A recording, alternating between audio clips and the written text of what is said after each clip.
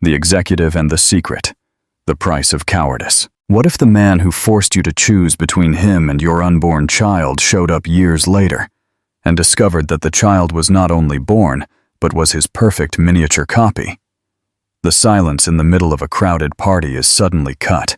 His heart races, and hers still aches. What happens when the past returns to collect the cruelest debt? Hit that like button right now and subscribe to the channel so you don't miss the climax of this emotional reckoning. Answer in the comments. Would you ever forgive someone who tried to stop you from becoming a mother? Part 1. The fog of fear and fire. The titan of control. The office on the top floor of the high-rise seemed to float above the city, its glass walls reflecting a world that Marcus Sterling controlled with an iron fist. At 35, he had built a global tech empire that made other executives tremble at the mere mention of his name. Every move was calculated, every word measured, every emotion buried beneath layers of cold detachment he had cultivated like a fortress. The scent of premium Colombian coffee blended with the aroma of Italian leather from his executive chair. His immaculately groomed hands slid over documents that decided the fate of thousands of jobs. To Marcus, people were statistics, feelings were weaknesses. And love? Love was a luxury men like him couldn't afford. The chime of the elevator bell interrupted him. His steel-gray eyes, cold as ice, looked up, expecting his assistant. Instead, a 22-year-old entered carrying a tray with his lunch.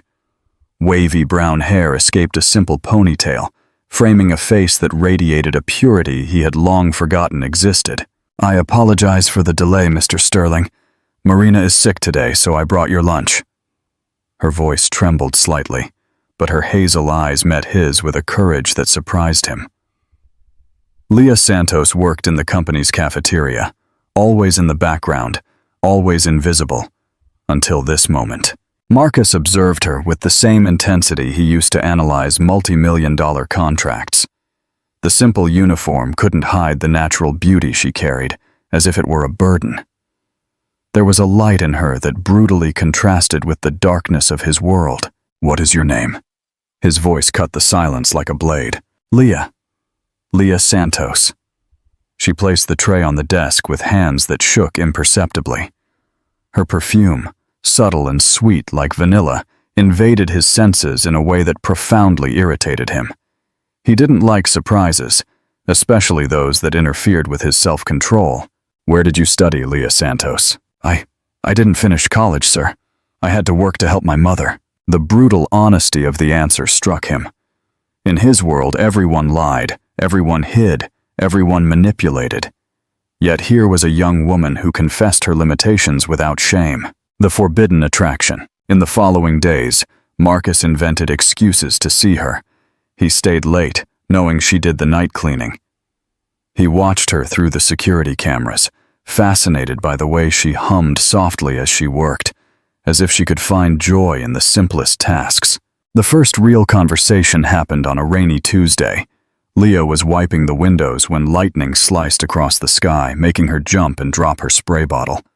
The liquid splattered across the marble floor. "I am so sorry, Mr. Sterling.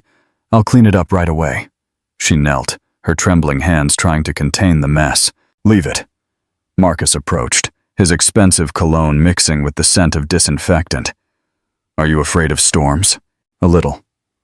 Leah stood up, her eyes meeting his. "When I was little, my mother used to say the thunder was the angels rearranging the furniture in heaven." The innocence of that sentence disarmed him completely. When was the last time someone had shared something so pure with him? "Do you believe that?" His voice was softer than intended. "I believe we sometimes need beautiful stories to make the world less frightening." Leah smiled, and it was as if the sun had risen inside that gloomy office. That night, for the first time in years, Marcus couldn't sleep thinking about business. He thought of her smile, the way her eyes lit up when she spoke of her mother, the vulnerability she wore as if it were a strength. Their encounters became frequent, always disguised as casual. He invented late meetings just to see her.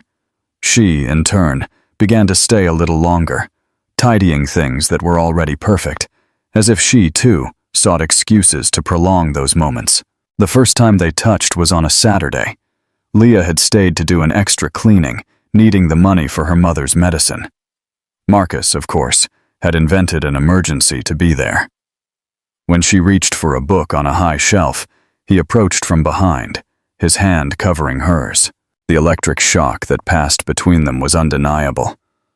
Leah turned slowly, her body pressed between the bookshelf and his chest. His masculine scent enveloped her like an intoxicating cloud. "Marcus," she murmured his first name, and the sound of her voice pronouncing it was like music to his ears. "You shouldn't be here, Leah." But even as he said it, his hands moved to her face, his thumbs stroking her rosy cheeks. "Neither should you." Her answer was a whisper, but it carried a truth they both recognized. The kiss was inevitable, intense, desperate. All social barriers, all economic differences, everything vanished in that moment. It was just a man and a woman discovering and losing themselves in each other in a way that defied all logic. The shadow of secrecy. In the following months, the relationship unfolded in the shadows. Marcus took her to discreet restaurants in distant neighborhoods, to boutique hotels where no one knew them. He bought her expensive clothes that she was reluctant to accept. He whispered promises in the dark that he made sure to keep.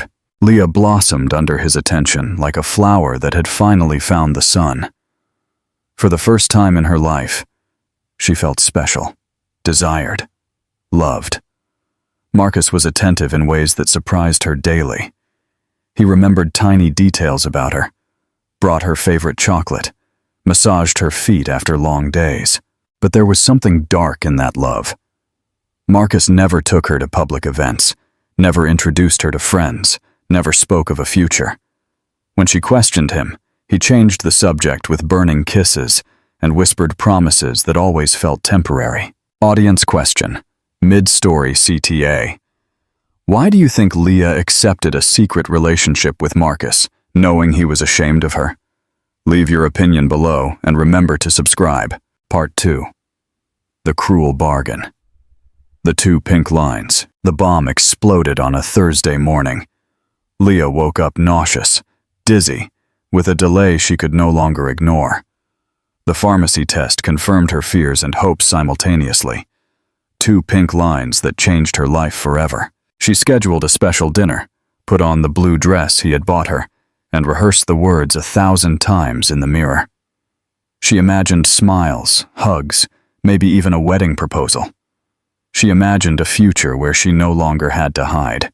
"Marcus, I have something important to tell you." Her hands trembled as she held the untouched wine glass. "Say it." He cut his steak with surgical precision, his movements controlled as always. "I'm pregnant." The words came out in a hopeful whisper, charged with all the love she felt for him and for the life growing inside her. His fork stopped in midair. The silence stretched for seconds that felt eternal. When he finally looked up, the coldness she saw there froze her to the bone. "No." The word was a gunshot, accurate and deadly. "Marcus." "I said no, Leah. You will resolve this tomorrow."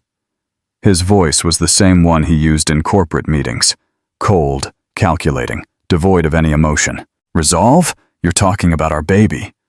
Tears began to burn her eyes, but she fought to keep them contained.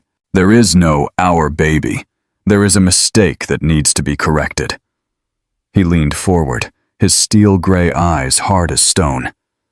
"Do you honestly think I will ruin my career, my reputation, because of an affair with an employee?" Every word was a stab.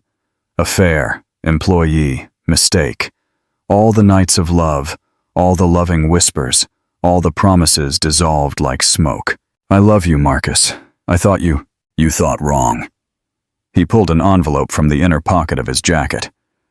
"Here is the money for the procedure, and some more for you to recompose yourself. Consider it generous severance."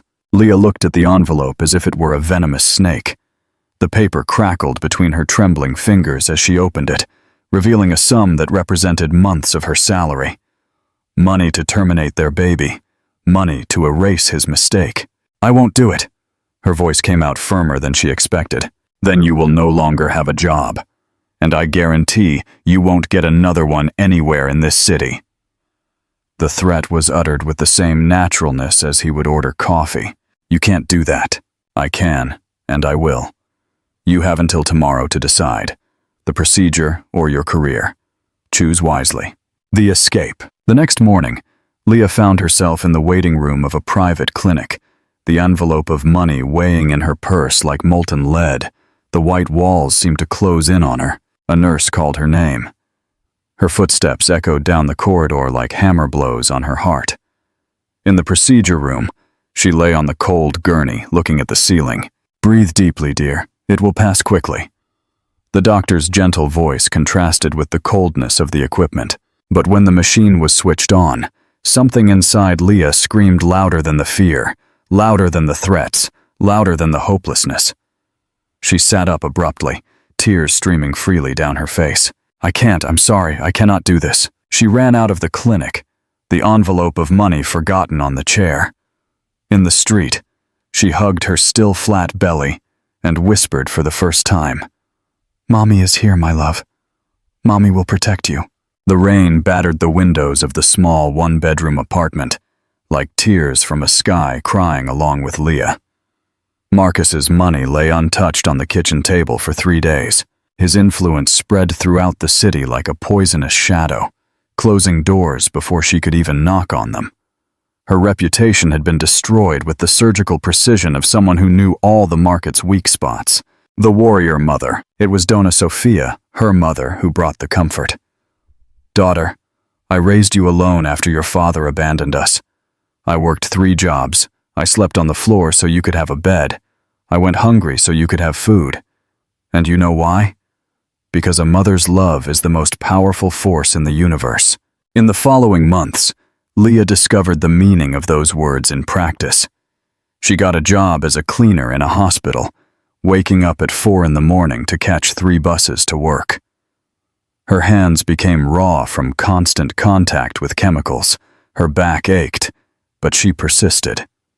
With every movement, she whispered to her growing belly, "We're in this together, my love. Mommy won't give up."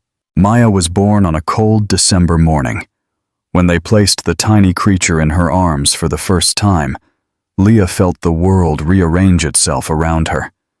That minuscule thing, with dark hair and eyes that seemed to hold ancient secrets, was the answer to every question she had ever asked the universe. The money was never enough. Diapers were a luxury she rationed. Powdered milk was bought with counted coins. There were days she ate only bread so her mother could eat. Maya grew up beautiful and healthy, her laugh echoing through the small apartment, transforming that cramped space into a palace of joy. But one night, when Maya was 4 months old, the fever hit. The thermometer read 104 degrees F, the baby's tiny body burning hot in her arms. At the public emergency room, hours crawled by in an endless line. "Pneumonia," the tired pediatrician diagnosed. "Needs specific antibiotics and follow-up." The medicine cost nearly all of Leah's monthly salary. She sold everything of value: the ring her grandmother gave her, the gold chain from her first communion, even the sewing machine that was her only extra source of income. With the money, she bought the medicine and spent 7 sleepless nights caring for Maya. On the 7th night, the fever finally broke. Maya opened her eyes and smiled. Leah collapsed in tears of relief. "We did it, my princess, you and me, us two against the whole world." That night, watching Maya sleep peacefully in her arms, Leah understood that she had become more than a mother. She had become a warrior, a protector, a fortress. She had discovered that maternal love was a force of nature. Part 3. The Cruel Reunion. The Empty Throne. 5 years had passed since that night at the restaurant. 5 years since Marcus had made the decision that now haunted him in every moment of silence. The empire he had built had grown exponentially. His name was on business magazine covers. But success tasted bitter in his mouth. The scent of his premium coffee couldn't mask the smell of emptiness that emanated from his life. There were women, of course, all beautiful, all disposable, all unable to fill the hole in his chest. His secretary's voice chirped through the intercom. "Mr. Sterling, your presence has been requested at Mr. Carrington's daughter's birthday party. He insists you appear, even quickly." Ethan Carrington was a major investor. Refusing would be an insult that would cost millions. Marcus arrived at the elite recreational club at 4 o'clock. It was exactly the kind of place he expected, ostentation disguised as elegance. He was searching for a route of escape when he saw her. In the center of the hall, surrounded by other children, a girl with wavy dark hair was laughing as she opened colorful presents. Her delicate hands carefully tore the paper. When she lifted her face to thank a guest, Marcus felt the world stop. The eyes. Those steel-gray eyes identical to his. That jawline he recognized in the mirror every morning. That smile that was a perfect copy of his own at 5 years old, preserved in his mother's yellowed photographs. The whiskey glass slipped from his hand, shattering on the marble floor with a crash that cut the air. Conversations ceased. Marcus couldn't move, couldn't breathe, couldn't process what he was seeing. "Are you all right, my friend?" Ethan Carrington grabbed his arm. I need air." Marcus stumbled toward the balcony, his steps uncertain. The name echo. Outside, the fresh air did nothing to alleviate the feeling of suffocation. He lit a cigarette, a vice he had given up years ago, but which returned in moments of extreme stress. It was impossible. It had to be a coincidence. But as he tried to convince himself, his mind automatically calculated. 5 years. The girl was 5 years old. He returned to the hall like a ghost. He positioned himself strategically, pretending to listen to adult conversations while his eyes never left the child. "Maya, come say hello to Uncle Ethan." A woman's voice called the girl, and Marcus felt his heart stop completely. Maya.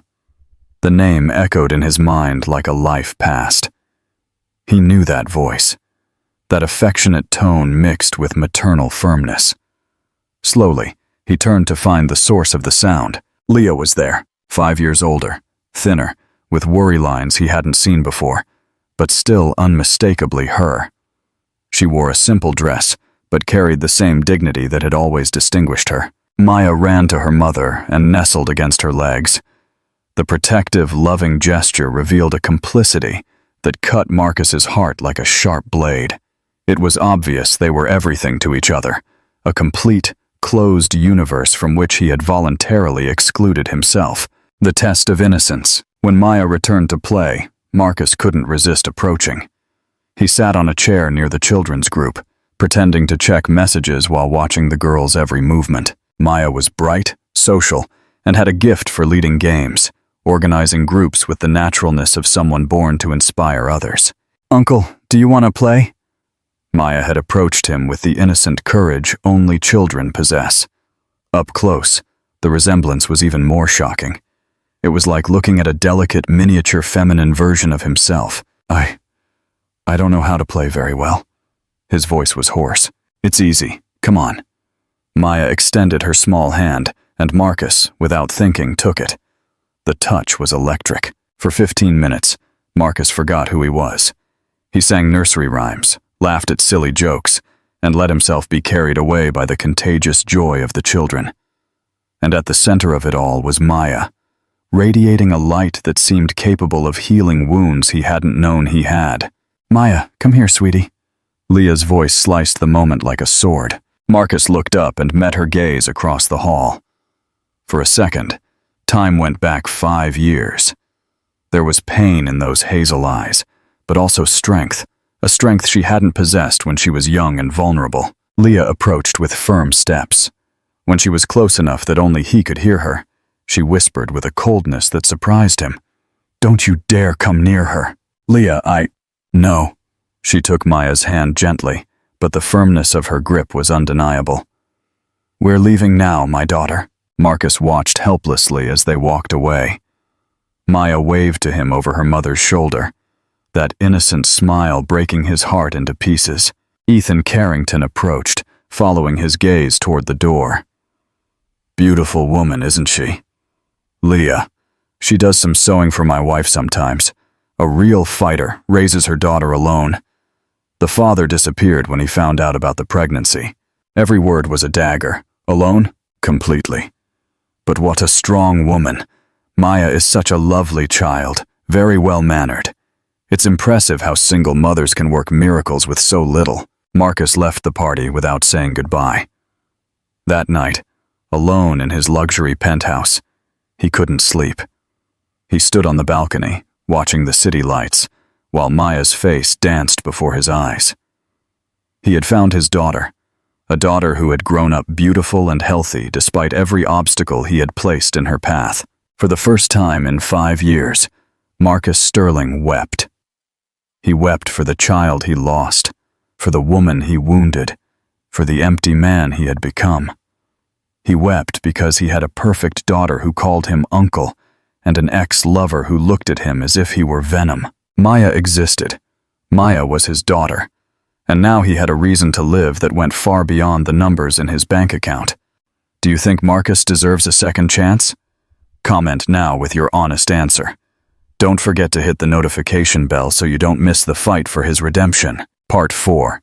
The Battle for Redemption. The truth revealed. Marcus hired a private investigator who delivered a complete report on Leah and Maya's lives. Every page he read was a stab to his conscience. Leah lived in a small apartment, supporting her family with sewing jobs and occasional cleaning. Maya went to a public school, always in impeccably clean but visibly mended uniforms.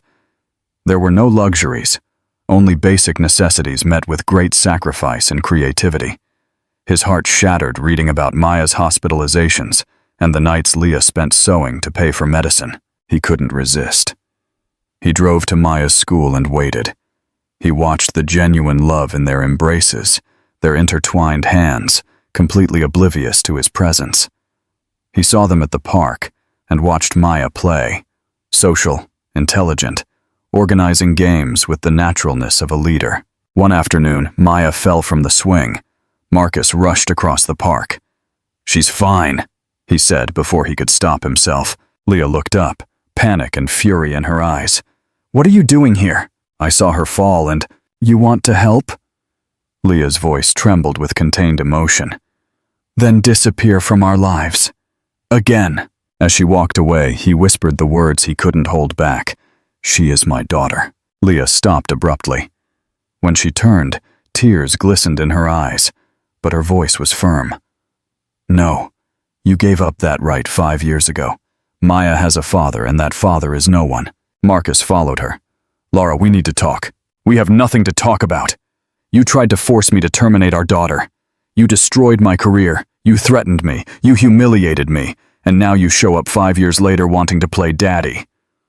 The raw pain in her voice hit him. "She is my daughter." The explosion was charged with 5 years of regret. "No!" Leah screamed, causing other mothers to turn. "She is my daughter. I carried her. I birthed her. I raised her alone. You are just the sperm donor who ran away when things got hard." The silence that followed was deafening. Marcus looked at Leah, seeing for the first time the true extent of the damage he had caused. Leah's voice was filled with a sadness that came from the depths of her soul. "Yes, Marcus, Maya is your daughter, and that is why you must never come near her again, because I will not let you destroy her life as you destroyed mine." The confession echoed like thunder in a clear sky. Maya ran toward her mother, her face lighting up. "Hi, Uncle. Did you come to pick me up too?" The innocence of the question was a sharp blade through his chest. Marcus knelt down. He looked at the drawing in her hand. 3 smiling female figures. No male figure. No father. He finally understood the magnitude of his absence. Maya's little hand reached out and touched his wet face. "Don't be sad, Uncle. When I'm sad, Mommy makes it go away. Do you want me to make it go away for you?" The simple, pure gesture completely destroyed Marcus's defenses. His daughter, who had grown up without him, offered comfort to the man who had tried to prevent her existence. "Thank you, Princess." He gently held her hand. "You are an angel." The slow dance of trust. Marcus knew he couldn't simply buy his way back into their lives. He had to start from scratch. He canceled crucial meetings and reorganized his schedule to be available. He discovered Leah's ritual of taking Maya for ice cream every Friday at a small neighborhood parlor. He started frequenting the place, always alone, always discreet. On the third Friday, Maya noticed him. "Mommy, look, it's the uncle from school." She walked toward his table. "Hi, Uncle. Do you like ice cream too?" "Yes, I like ice cream." Marcus looked over her head at Leah, who approached reluctantly. He stood up, heading to the counter with Maya beside him. "You know, Uncle, you have eyes just like mine." Maya observed with a child's frankness. "Mommy says gray eyes are special." "Special how?" "She says people with gray eyes are brave and determined. Are you brave?" "I was brave," he admitted. "I'm learning to be." The encounters became less casual. Marcus started learning about the things Maya truly valued. Stories, drawings, simple games. He bought books and spent hours practicing character voices. The breaking point, the decisive moment, came on a rainy afternoon.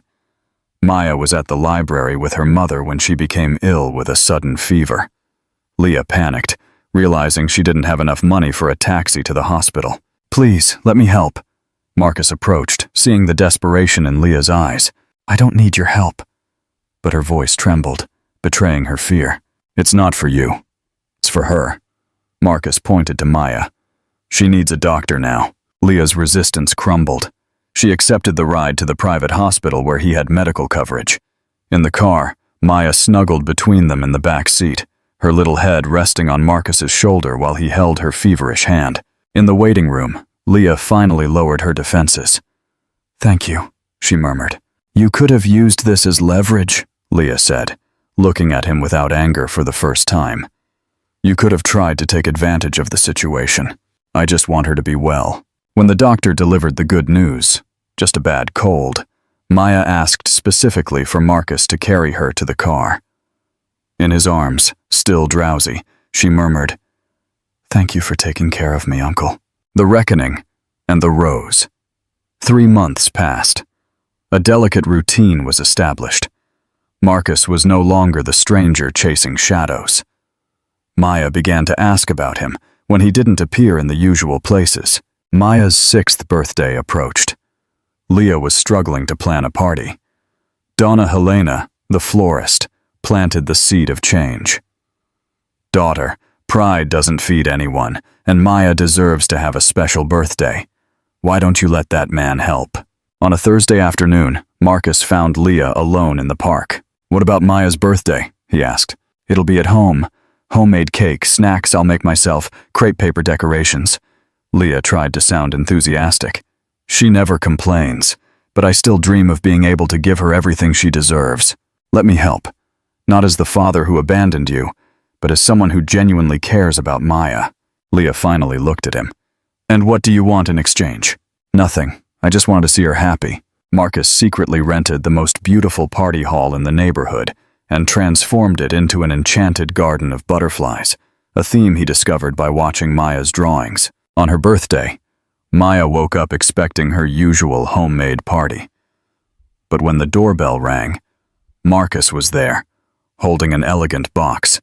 Inside was the most beautiful dress Maya had ever seen, pale pink with gold details and a small glittering tiara. "Is this for me?" Maya whispered. "For the most beautiful princess in the world." The party was magical.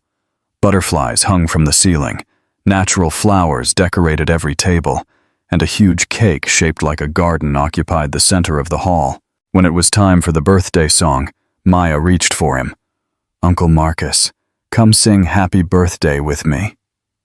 As they began to sing, Maya held his hand on one side and her mother's on the other, creating a family circle that, until then, had only existed in Marcus's dreams.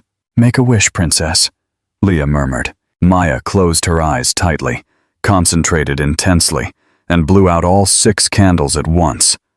When she opened her eyes, she ran to hug Marcus. "Thank you for the most beautiful party in the world." "What did you like the most?" Marcus asked, emotional. "Having you here with me," Maya replied with a child's brutal honesty. That night, after all the guests had gone and Maya was sleeping, exhausted but happy, In his car, Leah finally lowered her defenses. "Thank you," she whispered in the silence of the vehicle. "It was the best day of my life," Marcus confessed. "Marcus, maybe we can try." Leah looked at him with something close to hope. "Not for what you can give us, but for what you've already given us. You made my daughter happy today." "Our daughter," he corrected gently. "Our daughter," Leah repeated, and for the first time in 5 years, the word did not sound like an accusation. Maya stirred in her sleep. "Daddy?" she murmured naturally, as if the word had finally found its place in her vocabulary. Marcus stopped the car, tears streaming down his face. His daughter had called him Daddy. He was finally coming home. "I will never leave you again," he promised, kissing Maya's sleeping forehead and meeting Leah's gaze in the rearview mirror. Never again.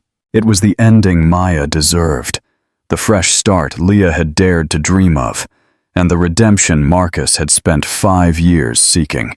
A family finally reunited, not by convenience or obligation, but by true love and the forgiveness that heals all wounds. Final call to action.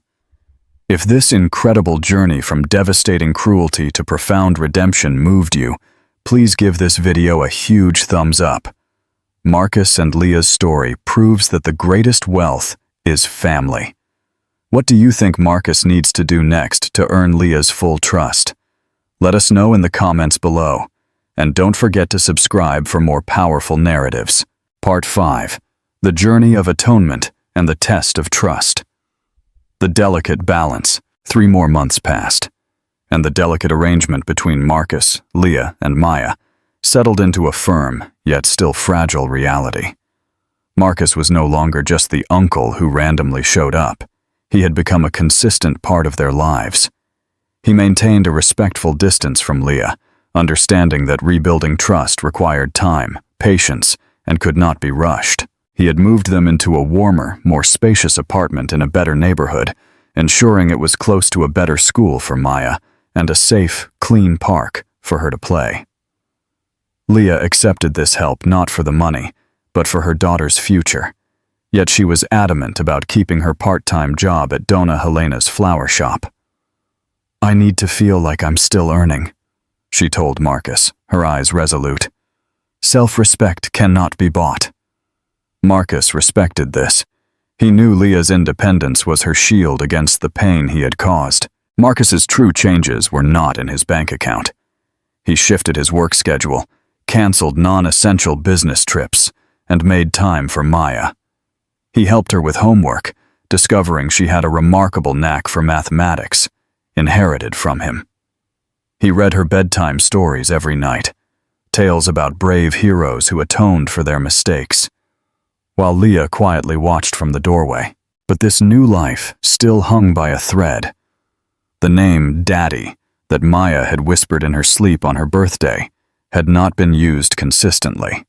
She still called him Uncle Marcus, an invisible barrier that only Leah held the key to remove. The unexpected test. The biggest challenge arrived, not in the form of a tense boardroom meeting or an angry accusation from Leah, but as a sudden crisis. On a Wednesday morning, Marcus received a frantic call from Leah. Her voice was shaking, filled with a panic he had never heard. "Marcus, it's my mother, Donna Sofia. She fell very badly. She needs emergency surgery and the public hospital. They can't do it quickly enough. They said the waiting list is—" Her voice broke, the sound wrenching his heart. "Which hospital is she at? Send me the address now. I'm on my way." Marcus's corporate instincts immediately took over, but they were fueled by a terrifying, personal fear. Within an hour, Marcus had pulled strings that would make the city's elite blush. He arranged for Donna Sofia to be transferred to the most prestigious private hospital, where his company held premium medical contracts. He did not ask for permission, and he did not mention the cost. He simply mobilized his resources. At the hospital, while Leah stood pale and terrified, Marcus was the anchor.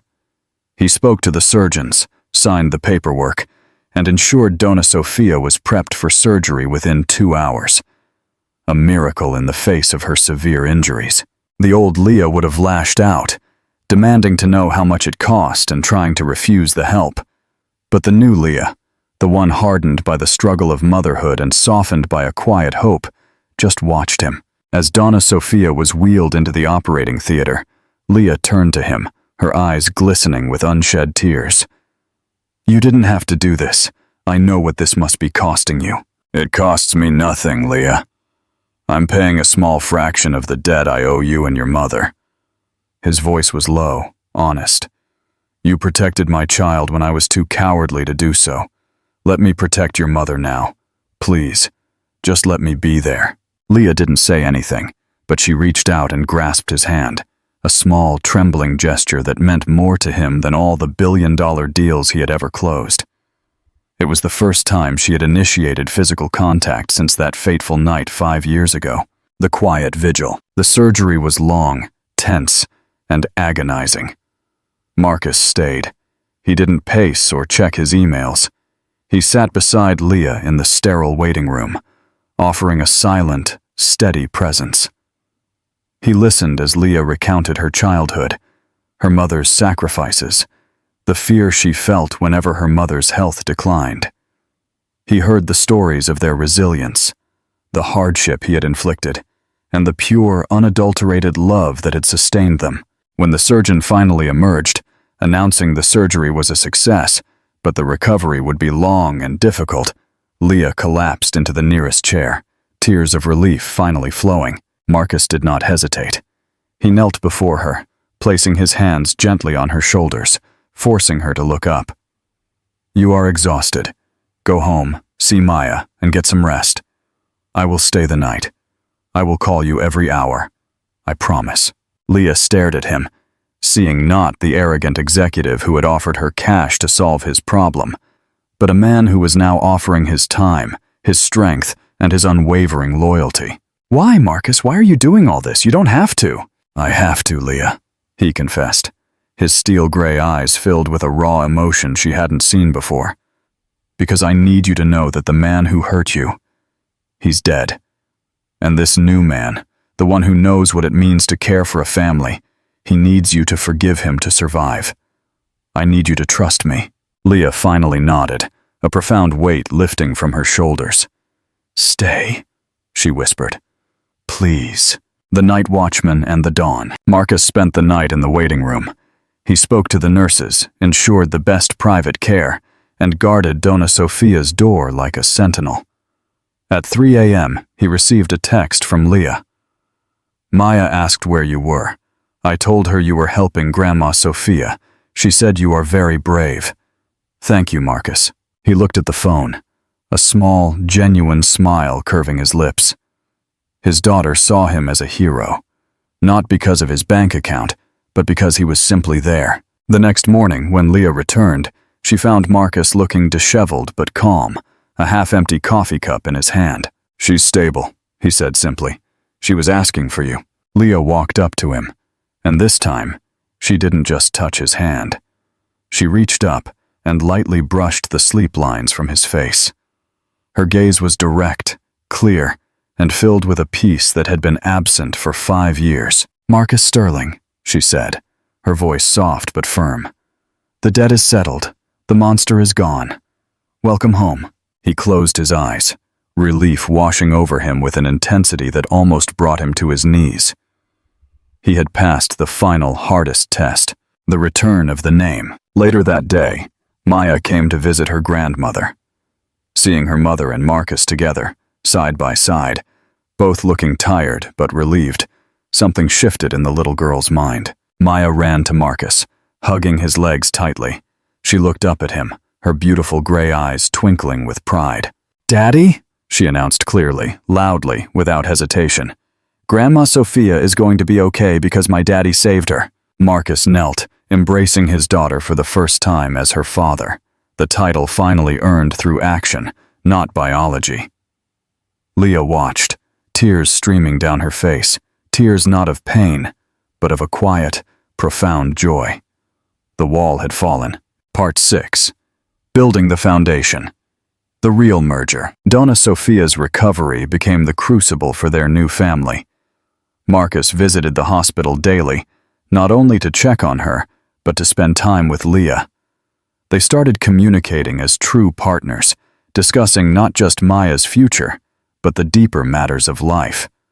Marcus learned the value of a home-cooked meal, the therapeutic power of a simple walk in the park, and the quiet joy of a life not dominated by ambition. Leah learned that Marcus's corporate shell was just that, a shell. Inside was a man capable of immense loyalty, tenderness, and a fierce protectiveness that extended beyond his own blood. Marcus finally addressed the elephant in the room, his career. He called a press conference, not to announce a new acquisition, but to announce a major philosophical change in Thorn Industries. "Effective immediately," he stated before the world media, his voice calm and resolute. "Thorn Industries will divest from several aggressively profit-driven ventures and dedicate a minimum of 25% of its capital to sustainable, ethical initiatives. My priorities have shifted.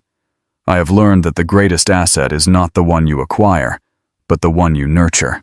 This public declaration was his final apology, his final break from the man who was solely focused on acquisition. It shocked Wall Street, but it earned him the quiet, unwavering respect of Leah. A new beginning. When Donna Sofia was well enough to leave the hospital, she was moved into the new apartment. Her wise, time-worn eyes saw everything. She called Marcus to her side one afternoon. "You are a good man, Marcus Sterling," she said, her voice soft but firm. "But you were a very frightened boy. Never let that fear take you from your family again. A throne is a lonely place, but a home, even a small one, is a paradise." "I understand, Sophia. I swear I will never choose ambition over them again." The next Saturday, Marcus didn't just join Leah and Maya at the park. He helped them pack a picnic basket. As Maya ran ahead, calling back, "Hurry up, Mommy and Daddy!" Leah took Marcus's hand. "I never needed your money, Marcus," she said, looking him straight in the eye. "I needed your courage. You've finally shown it to me." He kissed her then, a kiss that held 5 years of longing, regret, and the immense hope of a future they would build together. It wasn't the desperate kiss of a secret affair, but the tender kiss of a family coming home. The legacy. Marcus Sterling continued to run his empire, but he did so from a new perspective. He was a titan in the market, but at 5 p.m. sharp, he was simply daddy. He taught Maya about finance and business ethics, and Leah taught him about kindness and the resilience of the human spirit. They were a family forged in fire, not convenience, and their story became a quiet legend in the city, a reminder that redemption is not about erasing the past, but about building a future worthy of the love you almost destroyed. Final call to action. Their story is proof that true love and forgiveness can conquer even the darkest mistakes.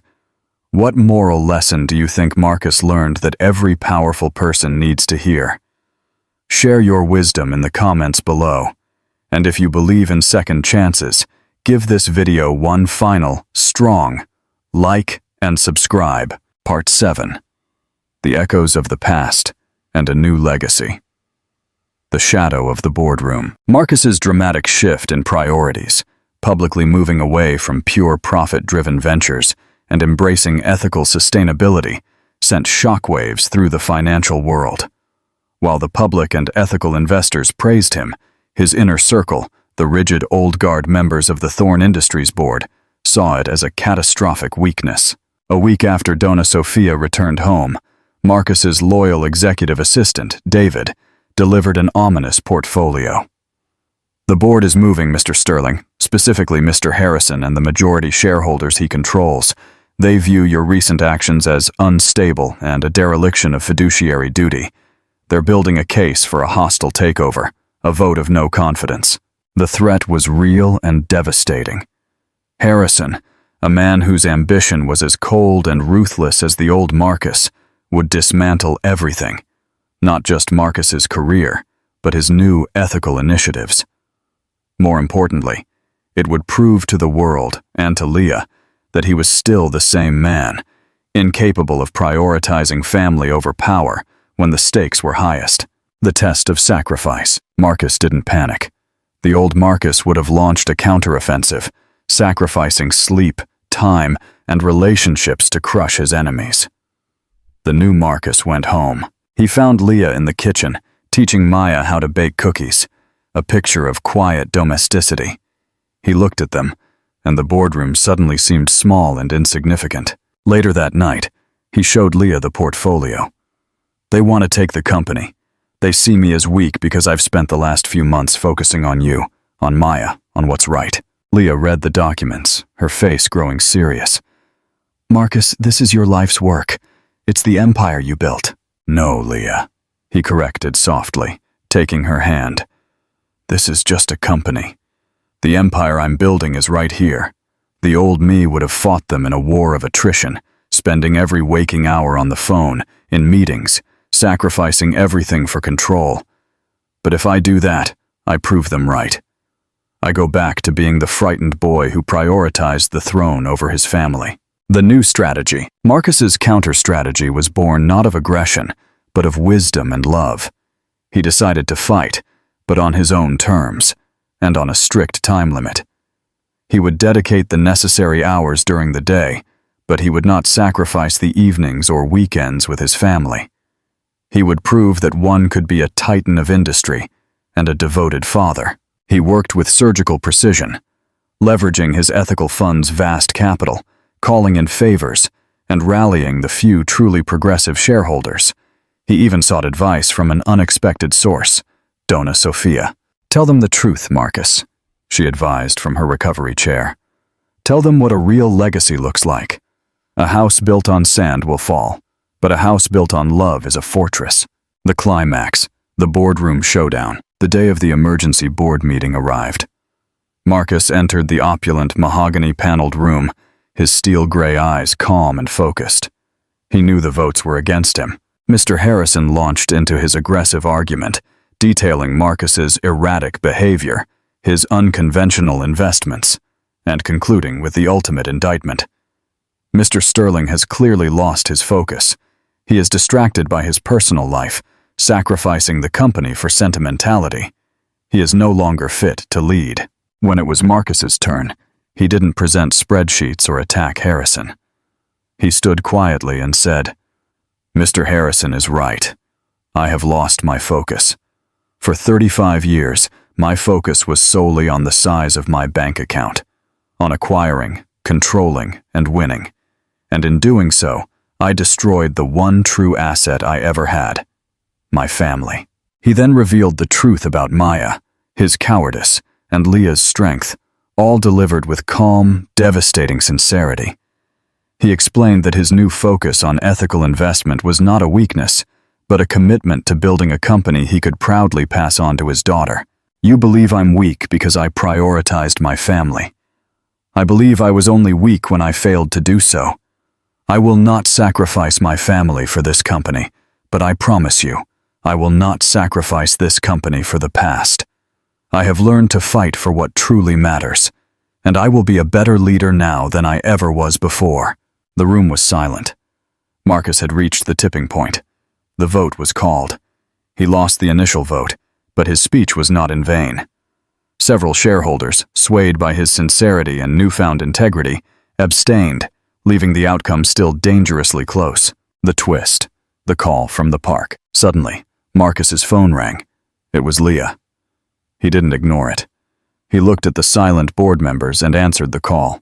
Hello? Marcus, I'm so sorry to interrupt.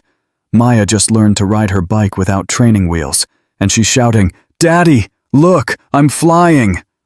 Leah's voice was filled with a mother's pure joy. I know you're busy, but I just had to call you. She wants to know if her brave daddy saw her fly. Marcus looked around the cold, quiet boardroom. He saw Mr. Harrison sneering, and he saw a moment of quiet reflection in the eyes of one of the undecided directors. Tell her her daddy saw her, Marcus said, his voice cracking with emotion. Tell her she's the bravest girl in the world, and I'll be there to catch her tonight. I love you both. He hung up, placed the phone back on the table, and looked at the remaining undecided shareholders. That, he stated, his voice resonating with power, is my priority, my legacy, my true strength. He lost the final vote.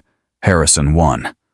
But Marcus did not leave defeated. The inheritance and the farewell. As Marcus gathered his things, ready to walk away from his empire, the same progressive shareholders who had abstained approached him.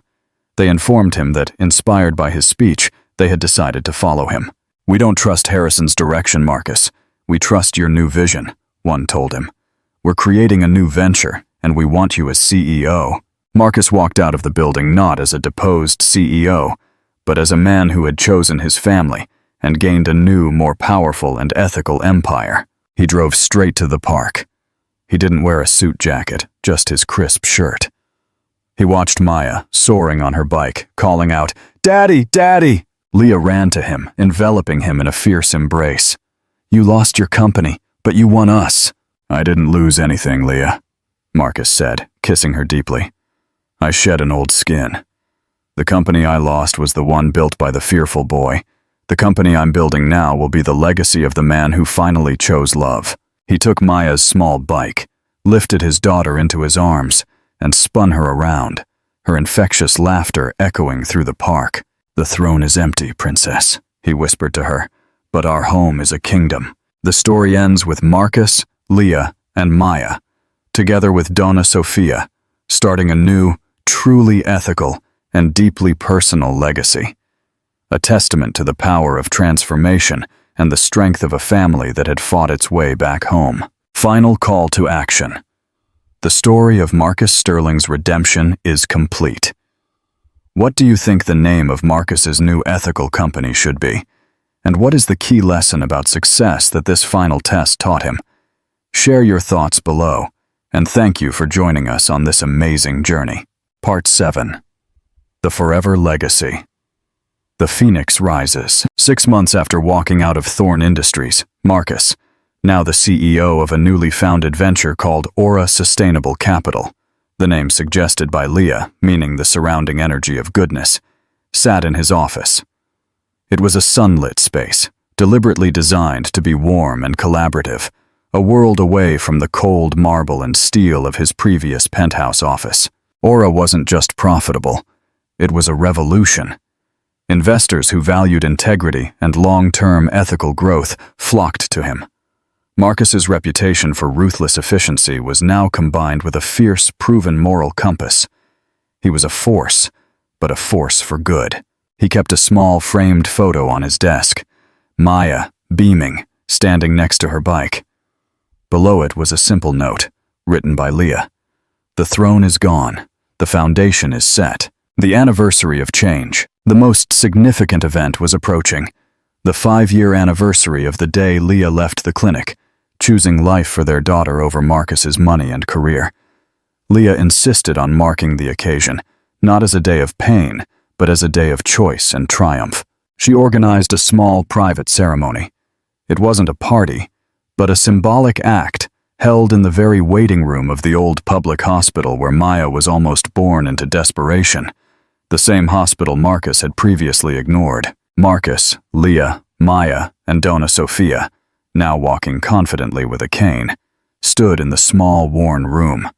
Marcus had personally renovated the room with funds from Aura, transforming it into a clean, cheerful space for mothers, but he deliberately left the imperfect heart-shaped moisture stain on the ceiling, the one Leah had stared at that terrifying morning. Leah looked up at the heart stain. "I stood here 5 years ago, alone, holding a piece of paper that was meant to erase our life. I didn't know it then, but in choosing to walk out, I was choosing everything, my strength, my daughter, and eventually, the man you became." She turned to Marcus, her eyes shining. "I forgave the monster a long time ago. Today, I honor the warrior who fought to earn his way back. You are not a visitor anymore, Marcus Sterling. You are home." The promise. Marcus knelt, not in defeat, but in devotion, right there in the waiting room. He didn't offer a ring, but a small, worn piece of paper, the original envelope filled with cash he had given her 5 years ago, which he had retrieved from the clinic when he paid for the renovations. It was empty now. "This envelope," he said, his voice husky with emotion, "represents the emptiness of my life then. It represents my fear, my shame, and the debt I can never repay. But every choice I have made since, every day I've spent with you both, has filled my soul with something real." He then took out a second, beautifully crafted envelope. Inside was a single, simple document. The Marcus and Leah Vance Foundation Charter, dedicated to supporting single mothers pursuing education and ethical entrepreneurship. Maya's name was listed as the inspiration. "This is the legacy I want to build with you, Leah. A foundation built on the conviction that a mother's choice is sacred and that every child deserves a chance. Marry me, Leah. Not for a title, but for this life, this purpose, this forever." Leah didn't hesitate. "Yes, Marcus, for this life, the future, a complete kingdom." Their wedding was a small, joyous affair, held in Donna Helena's enchanting flower shop, now financially thriving thanks to Marcus's initial investment. Leah, radiant in a dress she designed herself, and Marcus, standing tall and humble, sealed their commitment. Maya, now 6, stood beside them, her small, steel-gray eyes taking in the moment. She wasn't just a part of the wedding. She was the reason for it. The family continued to flourish. Marcus became known not just for his billions, but for his benevolence. He never forgot the lesson learned on the ground of that sterile hospital waiting room. True power lies not in controlling the world, but in nurturing the tiny, precious life right in front of you. He and Leah continued to teach Maya that even the deepest darkness can give way to the brightest dawn, provided you are brave enough to choose the light. The kingdom Marcus had once craved, the one of cold, solitary power, was nothing compared to the warmth of the home he had finally built. He was a father, a husband, and a man of honor, and he knew, with absolute certainty, that he had finally won. The end.